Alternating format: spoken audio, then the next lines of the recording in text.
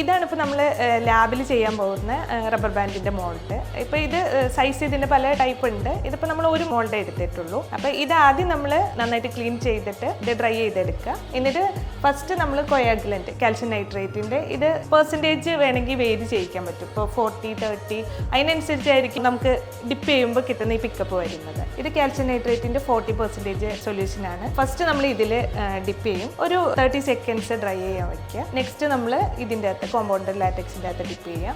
ഈ സ്റ്റെപ്പ് ഇങ്ങനെ കണ്ടിന്യൂ ചെയ്യാം. നമുക്ക് എത്രയാണോ തിക്നെസ് വേണ്ടേ അതിനനുസരിച്ച് നമ്മൾ റിപ്പീറ്റ് ചെയ്യാം. പിന്നെ ഇത് റൂം ടെമ്പറേച്ചറിൽ ഇപ്പോൾ സൺലൈറ്റിൽ ഡ്രൈ ചെയ്യുന്നവരുണ്ട്, അല്ലെങ്കിൽ ടെമ്പറേച്ചർ കൊടുത്തിട്ട് ഡ്രൈ ചെയ്തെടുക്കുക. ഡ്രൈ ചെയ്ത് കഴിയുമ്പോൾ നമുക്ക് ഇങ്ങനത്തെ ഒരു ട്യൂബായിരിക്കും കിട്ടുന്നുണ്ടാവുക. അപ്പോൾ ഈ ട്യൂബ് നമ്മൾ ആദ്യം എന്ത് ചെയ്യുമെന്ന് പറഞ്ഞാൽ പൗഡർ ചെയ്തിട്ട് സ്ട്രിപ്പ് ചെയ്യുന്നവരുണ്ട്, അല്ലെങ്കിൽ എന്തെങ്കിലും സിലിക്കോൺ ഓയിലൊക്കെ ചെയ്തിട്ട് സ്ട്രിപ്പ് ചെയ്യും.